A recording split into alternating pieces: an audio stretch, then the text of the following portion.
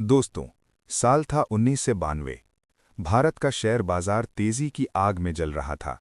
हर तरफ एक ही नाम गूंज रहा था, हर्षद मेहता। उसे लोग बिग बुल कहते थे। वो आदमी जिसने कुछ ही महीनों में शेयर बाजार को आसमान पर पहुंचा दिया। लेकिन यही आदमी बाद में भारत के सबसे बड़े स्टॉक मार्केट घोटाले का चेहरा बना।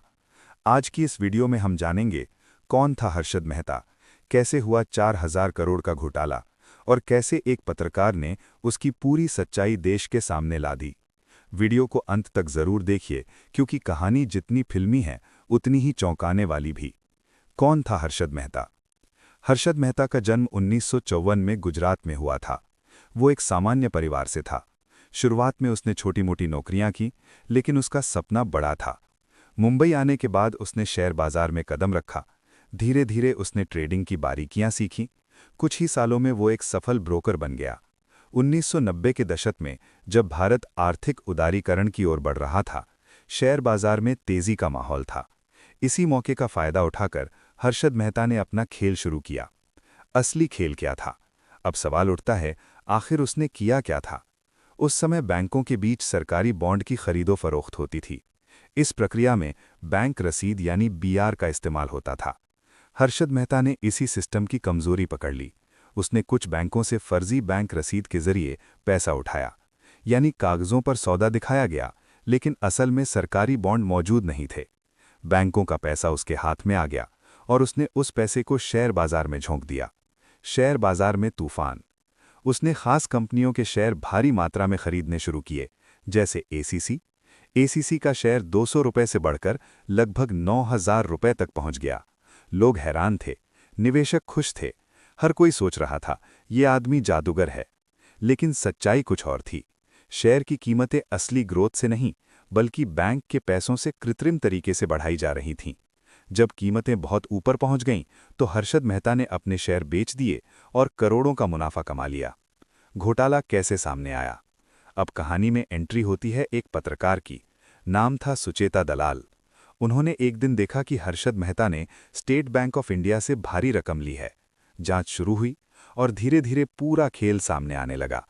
पता चला कि लगभग 4,000 करोड़ रुपए का घोटाला हुआ है। 1992 में ये रकम बेहद बड़ी थी। जैसे ही खबर फैली, शेयर बाजार में हड़कंप मच गया। बाजार का पतन। शेयर बाजार अचानक गिरने लगा।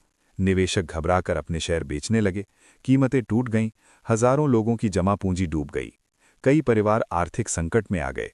जिस आदमी को लोग हीरो मान रहे थे, वो अब विलन बन चुका था। गिरफ्तारी और केस। हर्षद मेहता को गिरफ्तार किया गया। उस पर कई आपराधिक मामले दर्ज हुए। सीबीआई ने जांच शुरू की। लंबी कानूनी लड़ाई चली। 2001 में जेल के दौरान हर्षद मेहता की हार्ट अटैक से मौत हो गई। उसकी मौत के साथ कई सवाल भी हमेशा के लिए अधूरे रह गए। इस घोटाले के बाद क्या बदला? इस घटना ने भारत की वित्तीय प्रणाली को हिला दिया। सरकार ने कई बड़े सुधार किए। सेबी को अधिक शक्तियां दी गईं। शेयर बाजार में इलेक्ट्रॉनिक ट्रेडिंग शुरू हुई। बैंकिंग नियम सख्त किए गए। यानी एक घोटाले ने पूरे सिस्टम को बदलने पर मजबूर कर दिया। क्या हर्षद मेहता अकेला था? ये सवाल आज भी उठता है। क्या वो अकेला था या सिस्टम में और भी लोग शामिल थे? कई बैंक अधिकारी और ब्रोकर भी जांच के घायरे में आए, लेकिन जनता के दिमाग में एक ही चेहरा रह गया, हर्षद मेहता। निष्कर्ष। दोस्तों, ये कहानी सिर्फ एक आदमी की नहीं है।